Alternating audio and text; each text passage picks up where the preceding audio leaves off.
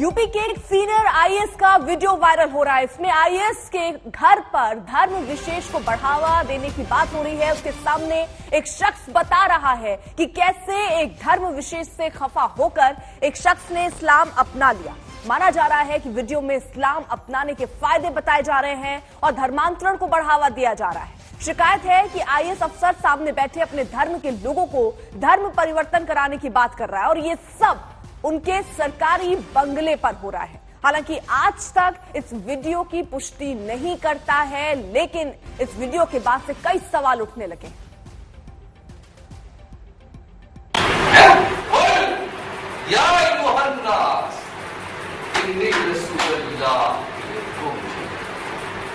ऐलान करो मोहम्मद सल्लल्लाहु अलैहि वसल्लम, ऐलान करो, बताओ पूरे दुनिया के इंसानों, या नास, एक उनके कुल इंसानों, नास इंसान का बहुवचन, इंसान का जमा है ना, इंसान के माने एक इंसान। और जब नास लफ्ज इस्तेमाल होता है इस्तेमाल में, इसके माने कुल के कुल इंसान, total mankind. Tell the mankind that, O mankind, I am the Rasul of Allah to you all in total, Jamia, in total. Not a single happiness there. तुम सब के लिए मैं अल्लाह का रसूल हूं। अब तो कोई रसूल दिया, तो कोई नबी दिया, खातमुन नबी is the seal of all prophets. Then कौन करेगा दावत की करना है ना,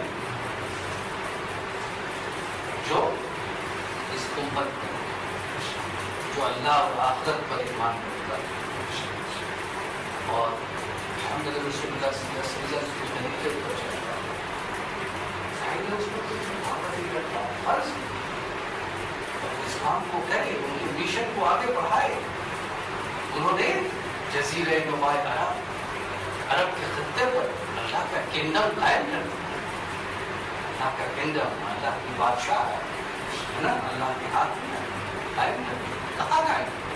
पूरी जमीन पे नहीं, पूरी जमीन पे नहीं कायम, अरब में।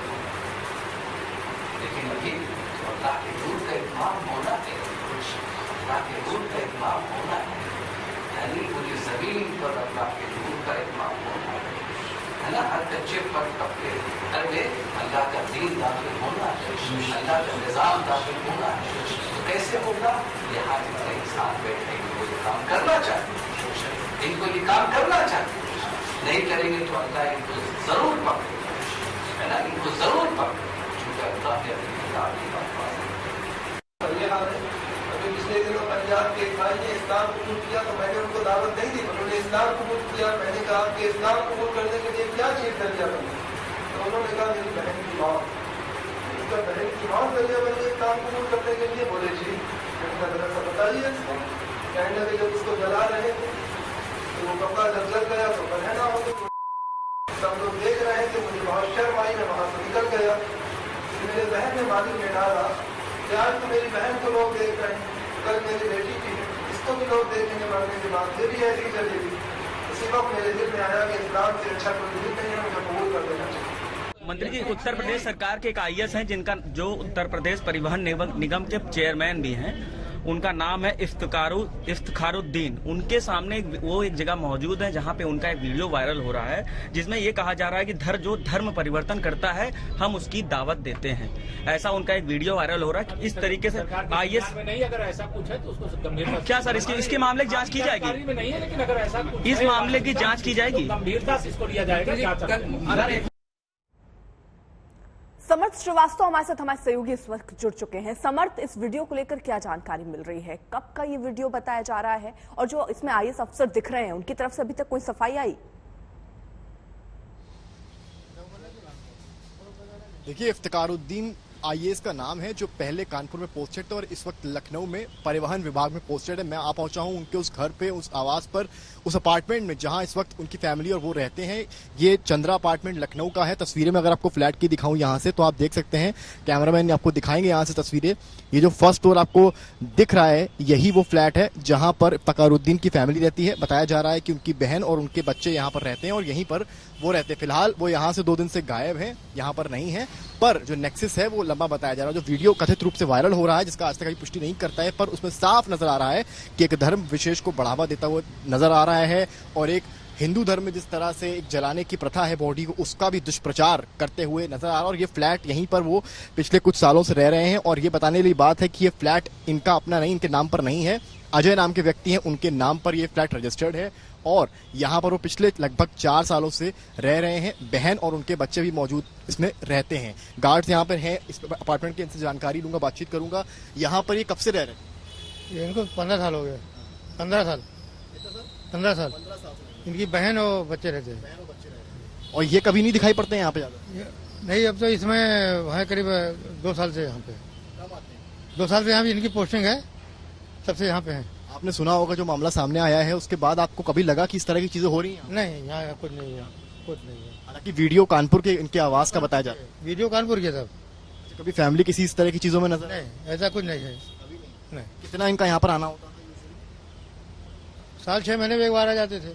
साल 6 महीने में एक बार? हाँ, कानपुर में जब। अभी तो ये परिवहन लखनऊ में पोस्टेड थे ना? हाँ, इस समय है यहाँ पे। तब भी साल 6 महीने में आते थे? नहीं, यहीं पे रहते थे, इसी जगह रहते थे। कितने दरमियान पे फ्लैट पे आना होता? 2.5 साल हो गया यहाँ रहते हुए इनको जी। और फैमिली से मिलते थे डेली, यहीं रहते थे आके? नहीं, इनकी फैमिली तो दिल्ली में रहती है, इनकी बहन और भांजे यहाँ पे रहते हैं। कभी कुछ ऐसा लगा जो जिस तरह की बातें चल रही धर्म? नहीं, ये यहाँ की बात नहीं है, ये कानपुर की बात है। कानपुर कभी आते होंगे, कभी बैठकी होती होगी, कभी आप लोग को ऐसा लगा? ऐसा कुछ नहीं, यहाँ बैठक नहीं होती है। तब केवल इनका ऑफिस के ही आदमी आते हैं, फाइल लेकर के अपना काम करा के वो चले जाते हैं। बाकी इनके ड्राइवर आते हैं। तो फैमिली का इंटरेक्शन रहता है बाकी सोसाइटी? नहीं, और कुछ नहीं, बाकी ठीक है। हाँ, सोसाइटी का हालांकि कहना है कि बातचीत कम करते थे। वो सही है इनका मामला, सोसाइटी का ठीक है, लेकिन यहाँ पे मीटिंग नहीं होती। तो आप जिस तरह से आप देख सकते हैं कि किस तरह से ये जानकारी दे रहे हैं कि यहाँ पर कम आते थे, पिछले कई सालों से यहाँ पर ये रह रहे थे। पर जो वीडियो जिस तरह का बताया जा रहा है, कानपुर के सरकारी आवास का सवाल उठाता कि एक सरकारी आवास में इस तरह की चीज़ हो रही है। और नंबर 2, एक अधिकारी, एक आईएएस अधिकारी की पोस्ट पर रहते हुए अगर ये बातें सही हैं तो इस तरह से एक धर्म का दुष्प्रचार और एक व्यक्ति एक पर्टिकुलर धर्म का प्रचार करना कितना सही है, ये देखने वाला होगा। फिलहाल इस अपार्टमेंट में वो नहीं है, वो 2 दिन पहले से यहाँ पर नहीं है, पर उनकी बहन और उनके बच्चे इसी लखनऊ के चंद्रा अपार्टमेंट में। समर्थ, जरा आप रहिए साथ, एक बार फिर से आपको रुक करूंगी, लेकिन इस बीच जरा एक बार फिर से वो वीडियो दिखा दे जो वायरल हो रहा है। हालांकि आज तक इस वीडियो की पुष्टि नहीं करता, लेकिन जरा देखिए।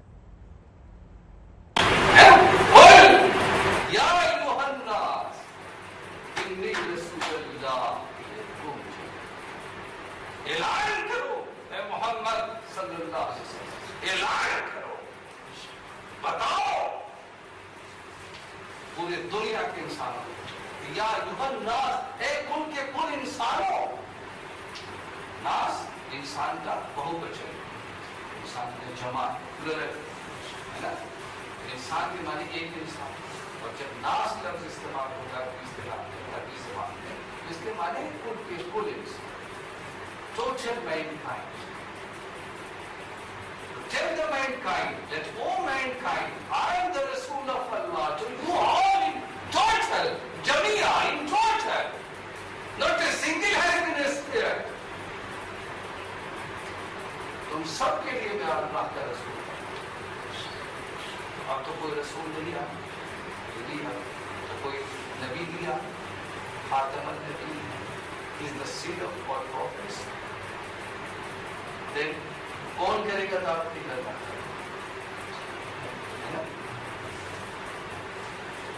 जो इस उम्मत में, जो अल्लाह और आखिरत पर ईमान रखता है और मोहम्मद रसूलुल्लाह सल्लल्लाहु अलैहि वसल्लम के तरीके पर चलता है, चाहिए उसको कुछ दावत ही करता है, फर्ज इस काम को करे, उनके मिशन को आगे बढ़ाए।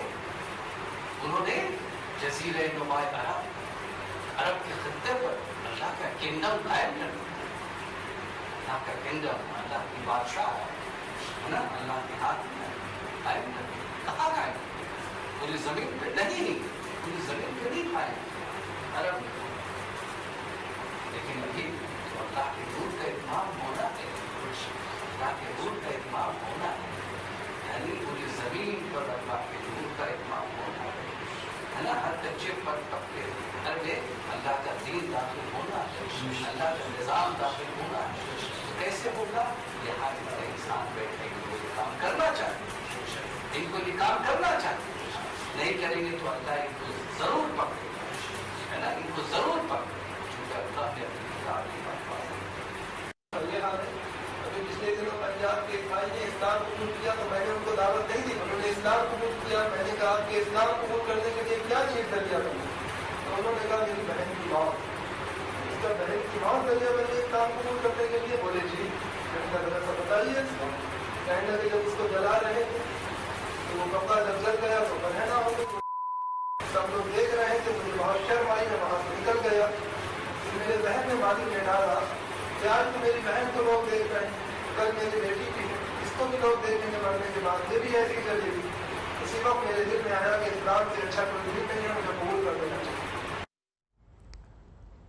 तो यूपी के एक सीनियर आईएएस का ये वीडियो जो वायरल हो रहा है, इसमें आईएएस को आपने सुना धर्म विशेष को बढ़ावा देने की बात कर रहे हैं। उनके सामने एक शख्स ये बता रहा है कि कैसे एक धर्म विशेष से खफा होकर एक शख्स ने इस्लाम अपना लिया। ये माना जा रहा है कि वीडियो इस्लाम अपनाने के फायदे बताए इसमें जा रहे हैं और धर्मांतरण को इसके जरिए बढ़ावा दिया जा रहा है। शिकायत है कि आईएएस अफसर सामने बैठे अपने धर्म के लोगों को धर्म परिवर्तन कराने की बात कर रहा है और ये सब कुछ उनके सरकारी बंगले पर हो रहा है। हालांकि आज तक इस वीडियो की पुष्टि नहीं करता है, लेकिन अब जांच की बात भी सरकार की तरफ से कही जा रही है कि अगर ऐसा है जो वीडियो में दिख रहा है तो जांच होगी। अभी तक आईएएस अफसर का कोई बयान सामने नहीं आया, उन्होंने इस वीडियो को लेकर कुछ नहीं कहा है, लेकिन इस वीडियो पर अब सवाल उठते हुए नजर आ रहे हैं। पुलिस जो है अब इसकी बात ये हो रहा है कि जांच होगी अब इसको लेकर, क्योंकि सरकार ने कहा है। ये सरकारी बंगले की तस्वीर हम आपको दिखा रहे हैं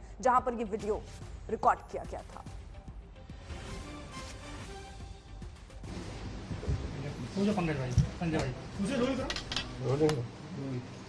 केशव जी, असदुद्दीन ओवैसी ने ये कहा है कि मुसलमान बैंड बाजा पार्टी की तरह है, लोग उनको बजा करके इस्तेमाल करके छोड़ देते हैं।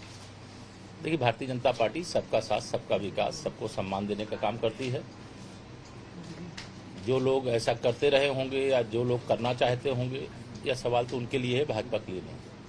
मौलाना कलीम की बचाव भी कर रहे थे, कह रहे थे सरकार जानबूझकर फंसा रही है उन्हें। जो जांच का विषय है वो जांच करने दो, उस पर मुझे बोलने की कोई जरूरत नहीं है। जांच होगी, जो सच होगा सामने आएगा। अतीक अहमद का लड़का मंच से पुलिसकर्मियों को धमका रहा था असदुद्दीन ओवैसी की रैली में। अब मैं क्या कहूँ, अगर वो एक बाहुबली और एक इतने बड़े माफिया जिसके खिलाफ इतनी बड़ी कार्रवाई चल रही है, मैंने देखा नहीं, सुना नहीं, आपके बताए अनुसार बता रहा हूँ। अगर कोई इस प्रकार की भाषा बोला है तो वह गलत है, उसको स्वीकार नहीं किया जा सकता। 1985 बैच के एक वरिष्ठ आईएएस अधिकारी इफ्तिखारुद्दीन के कुछ वीडियो वायरल हो रहे हैं, कबूलनामा है उनका, उन्होंने स्वीकार किया है कि ये वीडियो उनके हैं। तो ऐसे में क्या सरकार इस मामले की मैंने कहा जांच हो रही है और जांच के बाद जो होगा उसके हिसाब से कार्रवाई। प्रियंका गांधी आई हुई हैं, लगातार 3 दिन रहेंगी लखनऊ में, पर्यटन करने के लिए आई हैं, आकर के चली जाएंगी। उनका एक सूत्री एजेंडा रहता है कि या तो ट्विटर या तो लखनऊ आना, कुछ कांग्रेस के जो फोटो खिंचाने वाले लोग उनके साथ फोटो खिंचाना, फिर चले जाना। अब बात यूपी की सियासत की, यूपी राजनीति की बात जब कर रहे हैं तो सबका सबसे पहला नाम अगर आता है तो वो ओवैसी का आता है, जो किसी भी सूरत में अपना सियासी सिक्का उत्तर प्रदेश में चमकाना चाह रहे हैं। और यही वजह है कि ओवैसी की जुबान पर सियासी ज्ञान है, बैंड बाजे वाले चुनावी तान है और टारगेट मुसलमान है। भारत में मुसलमानों का मुकाम अगर एक है, क्या है हमारा मुकाम? हमारा मुकाम एक बैंड बाजे की पार्टी की तरह होकर रह गया कि जब इलेक्शन आता है तो हमसे कहते हैं कि बैंड बजाओ, सेकुलरिज्म को बचाओ। और आपने देखा होगा कि शादी की बारात जब निकलती है दूल्हे के घर से तो दूल्हा घोड़े पर होता है और शाम में होते हैं बैंड बाजे वाले। और जब दूल्हा उस मुकाम पर पहुंच जाता है जहां पर उसकी शादी होना है तो बैंड बाजे वालों से कहा जाता है कि तुम इस मुकाम में अंदर दाखिल नहीं हो सकते। हैदराबादी भाईजान उत्तर प्रदेश का अभी काखागा नहीं जानते। उनको जाके हैदराबाद में लोगों को बताना चाहिए, अपने दल के लोगों को, कि उत्तर प्रदेश के योगी जी से सीखो कि उत्तर प्रदेश में योगी जी की सरकार आने के बाद एक भी सांप्रदायिक दंगा प्रदेश में नहीं हुआ है, एक भी जातीय दंगा पूरे 4.5 वर्ष में नहीं हुआ है। ये भाईजान को उत्तर प्रदेश से सीखना चाहिए। आपको ये बताना चाह रहा हूं, आप जानते हैं उत्तर प्रदेश की राजनीति में, उत्तर प्रदेश की सियासत में जिस किसी समाज का नेता है उस समाज की इज्जत की जाती है। तुम्हारा नेता कौन है उत्तर प्रदेश में? नहीं, आपका नेता उत्तर प्रदेश में कौन है बताओ? 19% मुसलमान उत्तर प्रदेश में, एक किसी को नेता बनाया आपने? जो भी योजनाएं आई हैं, चाहे वो आवास आवंटन की हो, चाहे गैस के सिलेंडर की हो, चाहे शौचालय के निर्माण की रही हो, चाहे सम्मान निधि की रही हो, किसी जाति और धर्म के आधार पर नहीं दिया गया। मुस्लिम बंधुओं की आबादी 18% से 19% होगी, उनको 26 से 27% का लाभ उनको मिला है। तो ये पारदर्शी सरकार है और हम भेदभाव के आधार पर काम नहीं करते। उरी में सेना ने पाकिस्तानी आतंकवादी को पकड़ा है। उसने हाल ही में घुसपैठ की थी। घटना 18 सितंबर की बताई जा रही है। हाल ही में घुसपैठ को नाकाम करने की कई घटनाएं हुई हैं। उसी दौरान 4 जवानों को गोली लगी। 2 दिन में ही 3 जगहों पर घुसपैठ की कोशिश नाकाम की गई है। एक घुसपैठिए को मार भी गिराया गया। 5 दिन में 4 आतंकी ढेर किए गए हैं। तो बड़ी खबर इस वक्त उरी से, आपको बता दें, उरी में सेना ने पाक आतंकी को पकड़ा है और बड़ी खबर यह आ रही है कि घटना 18 सितंबर की है। हाल ही में उरी में घुसपैठ को नाकाम करने की ऐसी कई घटनाएं हुई हैं। इस दौरान 4 जवानों को गोली भी लगी। 2 दिन में ही 3 जगहों पर घुसपैठ की कोशिश नाकाम की गई। एक घुसपैठिया मारा भी गया और 5 दिन में अगर देखें तो 4 आतंकी जो घुसपैठ करने की कोशिश कर रहे थे वो ढेर हुए हैं। तो 4 हमारे जवान भी घायल हुए हैं। 2 दिन में घुसपैठ की 3 कोशिशें नाकाम भी की गई हैं और उरी में सेना ने पाकिस्तानी आतंकवादी को पकड़ा भी है। तो अब उससे पूछताछ भी हो रही है। तो आपको बता दें, बड़ी खबर ये उरी से, जहां पर जो घुसपैठ की कोशिश करते ये आतंकी नजर आ रहे थे, उनकी कोशिशों को नाकाम किया गया। पूरी स्ट्रैटेजी बनाई गई और उसके तहत ही अगर हम देखें तो 5 दिन में 4 आतंकी भी ढेर किए गए हैं। तो 2 दिन में घुसपैठ की ऐसी 3 कोशिशें वहां पर हुई जिसको नाकाम किया गया वक्त रहते ही, और इसके बाद एक को पकड़ा भी गया है, उससे पूछताछ भी हो रही है। तो 5 दिनों में अगर देखें तो 4 आतंकियों को मार गिराने में कामयाबी भी हासिल हुई है। तो ऐसे लगातार ऐसे ऑपरेशंस किए जा रहे हैं और ये पता किया जा रहा है कि आतंकी कहां हो सकते हैं। आप देखिए, भारी मात्रा में ये हथियार भी बरामद हुए हैं। 2 तस्वीरें हम आपके सामने रख रहे हैं। उरी में सेना ने पाक आतंकी को जहां एक तरफ पकड़ा, वहीं घुसपैठ की जो कोशिशें थी उन्हें नाकाम किया गया है और आतंकी भी ढेर किए गए। तो बड़ी कामयाबी इस लिहाज से थी।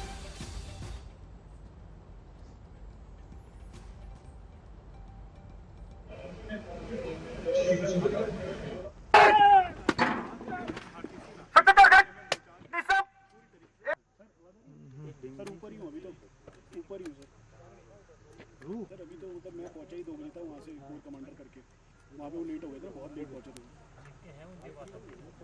रुस्तम पे सर आप उनको कन्वे कर दो यहाँ से। हाँ, इधर आएगा नहीं, कोई भरोसा नहीं। उरी सेक्टर के पास लाइन ऑफ कंट्रोल पर हैं। एक फॉरवर्ड लोकेशन है जहां पे भारतीय आर्मी पेट्रोलिंग कर रही है। आपको बता दें कि 18 सितंबर से इस एरिया में बहुत ज्यादा गर्मा गर्मी रही है। उरी सेक्टर में कम से कम 2-3 ऐसे इलाके हैं जहां पे इन्फिल्ट्रेशन की कोशिश हुई है। 23 सितंबर को इसी इलाके में एक भारतीय सेना में बहुत बड़ा ऑपरेशन किया था जिसमें 3 आतंकवादी मारे गए थे और तब से इनपुट्स आ रहे हैं कि पाकिस्तान की तरफ से आतंकवादी आने की और कोशिश कर रहे हैं। हमारी बाएं तरफ अगर मैं आपको दिखाऊं तो ये पाकिस्तान ऑक्यूपाइड कश्मीर है, घना जंगल है, इसलिए यहां पे पेट्रोलिंग बेहद मुश्किल हो जाती है। जो भी टेररिस्ट का मूवमेंट होता है वो भी बहुत ज्यादा मुश्किल होता है पिकअप करना। यही कारण है कि एक रेड अलर्ट इस वक्त हुआ है क्योंकि बहुत सी इनपुट्स आ रही हैं कि जो टेरर लॉन्च पैड हैं वो फिलहाल पूरी तरह से फुल हैं। 150 से 200 आतंकवादी इन टेरर लॉन्च पैड्स पे हैं। सीजफायर जरूर चल रहा है लेकिन भारतीय सेना को इस बात का बहुत ज्यादा ध्यान रखना है कि किसी भी कार्रवाई में ऐसा ना लगे कि सीजफायर का उल्लंघन किया गया है। यही कारण है कि भारतीय सेना आतंकवादियों को भारत की टेरिटरी में आने दे रहा है और फिर उनको मार गिरा रहा है, ताकि कि बिल्कुल भी इस तरह की सिचुएशन ना हो जैसा कि उसमें लगे कि सीज फायर का वायलेशन हुआ है। कैमरा पर्सन रोफ के साथ एलओसी से अभिषेक भल्ला, आज तक। आतंकियों की धरपकड़, घुसपैठ और हथियारों की बरामदगी पर सेना आज प्रेस कॉन्फ्रेंस भी करने जा रही है। 15वीं कोर के commander lieutenant general DB Pandey ने आज तक से बातचीत में माना कि घुसपैठ के पीछे पाक सेना का हाथ होता है। हमारे साथ 15 corps commander lieutenant general DP Pandey हैं। सर, हाल ही में सीज फायर तो हुआ है फरवरी से, बट लास्ट कुछ दिनों में इन्फिल्ट्रेशन अटेम्प्ट्स हुए हैं, 3 टेररिस्ट मारे भी गए थे, अभी भी सर्च ऑपरेशंस चल रहे हैं, उसका अपडेट दे सकते हैं? देखिए, जो सीज फायर ये उरी और रामपुर ब्रिगेड के अंदर, रामपुर सेक्टर के अंदर जो अटेम्प्ट हुआ है, उसमें सीज फायर तो हुआ नहीं है, सीज फायर वॉल्यूशन तो नहीं हुआ है, बट यस जो इनकी कॉम्प्लिसिटी है पाकिस्तानी मिलिट्री कमांडर्स की, at least at the lower level, ये तो पक्का यकीनन है, क्योंकि इस तरह फ्री हरकत करना किसी हथियारबंद आदमी का और एलसी पे पार जाने की कोशिश करना अपने आप तो मुमकिन नहीं है। फरवरी से जो सीज फायर हुआ था, उससे लेकर के 1 महीने पहले तक एक्चुअली जो एक्टिविटी एलसी के ऊपर थी काफी कम थी, जबकि लॉन्च पैड भरे हुए थे, बट अटेम्प्ट्स क्रॉस करने के नहीं हो रहे थे। ये जो हरकत है रेकी वेरा की, हमने अभी कुछ दिनों में देखी है, ये लगता है कि मुझे विंटर से पहले इन्फिल्ट्रेशन कंप्लीट करने की कोशिश है।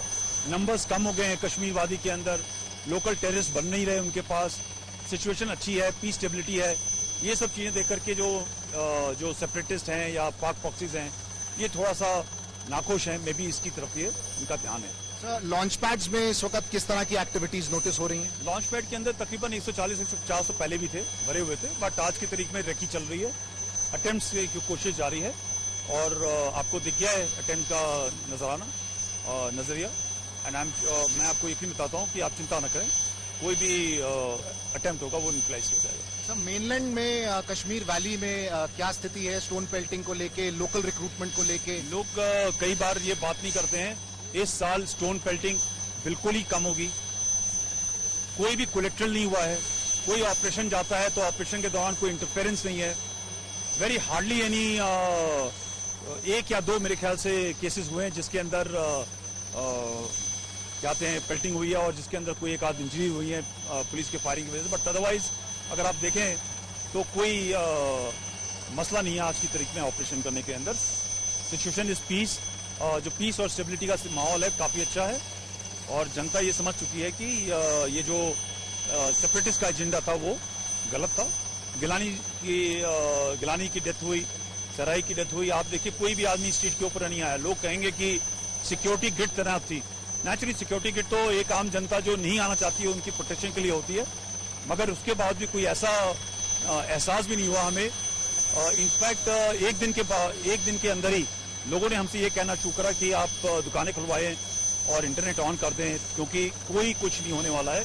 आज की तारीख में जनता इस चीज के बारे में समझ चुकी है कि जो पथराव का धंधा था, प्रोटेस्ट का धंधा था, ये गलत धंधा था। हिंदुस्तान के खिलाफ साजिश के कोहरे में घुसकर मार मचाने वाले हथियार की तैनाती हो गई है। दुश्मन की बुरी नजरों को भेद डालने वाली मिसाइल अपने टारगेट तलाश रही है। हिंदुस्तान के हथियारों के बेड़े में एक ऐसा अचूक हथियार शामिल हो गया है जो दुश्मनों के मानव रहित टारगेट को न सिर्फ ट्रैक कर लेगा बल्कि ध्वस्त भी कर देगा। भारत ने आकाश मिसाइल के अपग्रेड वर्जन आकाश प्राइम का सफल परीक्षण करके अपनी सरहदों को और सुरक्षित कर लिया है।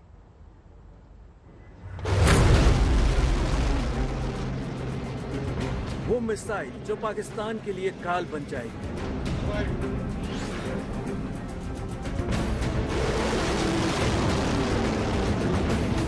वो मिसाइल जो चीन को भी डराएगी, वो मिसाइल जो दुश्मनों के मानव रहित हवाई ट्रैक को टारगेट करके हवा में ही उड़ा देगी।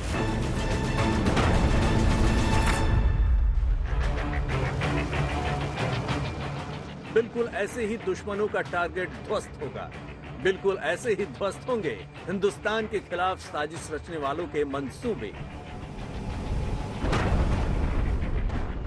जी हाँ, इस मिसाइल की ताकत का अंदाजा लगाकर ही दुश्मनों की घिघी बन जानी तय है।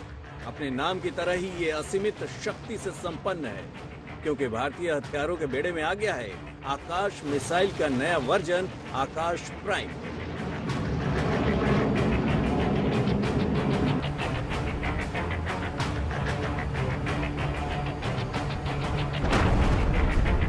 सत्ताईस सितंबर का दिन हिंदुस्तान की सैन्य ताकत को बढ़ाने वाला था, क्योंकि ओडिशा के चांदीपुर में इंटीग्रेटेड टेस्ट रेंज में जैसे ही शाम के 4:30 हुए, इस मिसाइल को दाग दिया गया।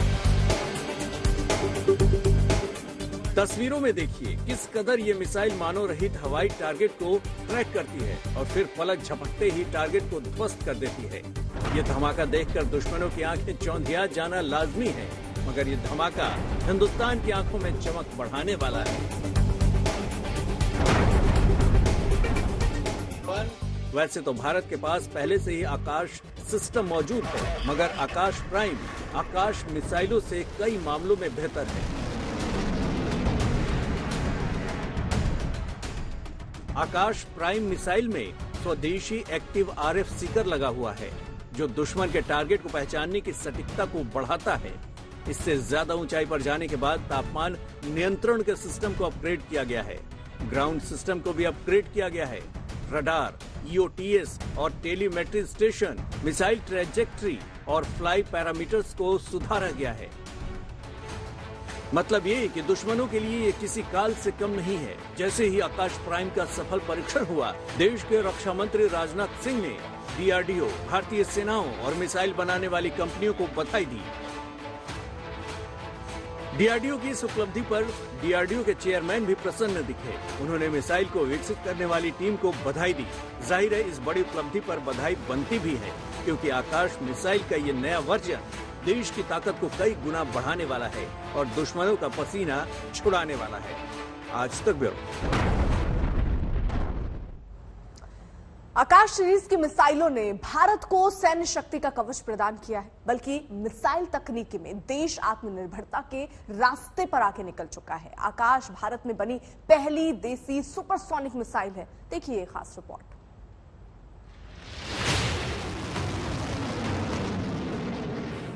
भारत का आकाश अब और सुरक्षित होगा, क्योंकि आकाश मिसाइल अब नए अवतार में भारतीय सेना और वायुसेना का हथियार बनने को तैयार है।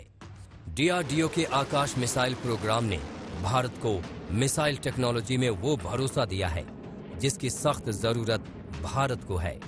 आकाश प्राइम से पहले आकाश मिसाइलों के शुरुआती वर्जन ही काफी कारगर साबित हो रहे हैं।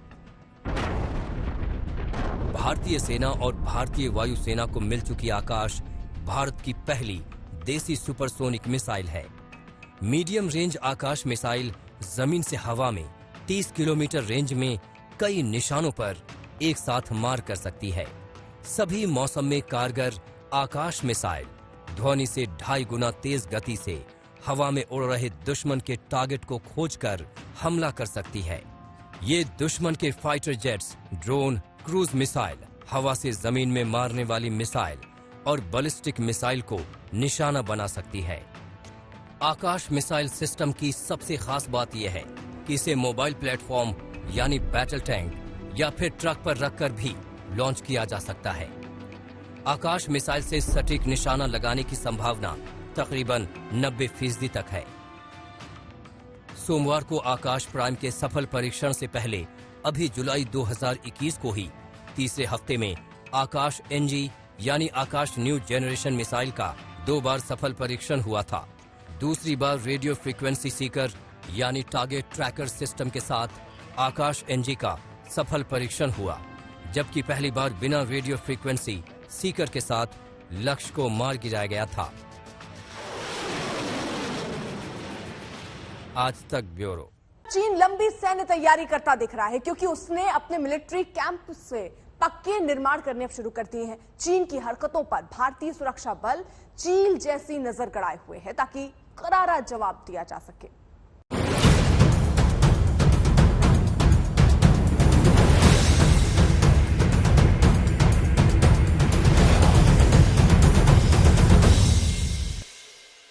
बीते महीनों में कई बार जम्मू के सरहदी इलाकों में संदिग्ध ड्रोन दिखे हैं। पाकिस्तान को ड्रोन मुहैया कराने वाले चीन का मन अब LAC पर खुद भी ड्रोन वाली शरारती हरकत के लिए मचल उठा है। जिस पूर्वी लद्दाख में चीन ने मई 2020 से भारत के साथ तनाव बरकरार रखा हुआ है, अपनी लाख कारगुजारियों के बावजूद जब पूर्वी लद्दाख बॉर्डर पर चीन की चालें नाकाम हैं, तो अब की बार चीन ने वहां UAVs तैनात कर एक नया मंसूबा पाला है। चीन की इस हरकत को मॉनिटर करने के लिए भारतीय सेना को अलर्ट होना पड़ा है। अधिकतर चीनी ड्रोन गतिविधियां 2020 में चीनी घुसपैठ की कोशिशों वाले हॉट स्प्रिंग्स और गोगरा हाइट्स पर देखी गई हैं। 2012-13 से ही जिस दौलत बेग ओल्डी सेक्टर में चीन नजरें गड़ाए हुए है, वहां भी चीनी ड्रोन गतिविधियां हुई हैं।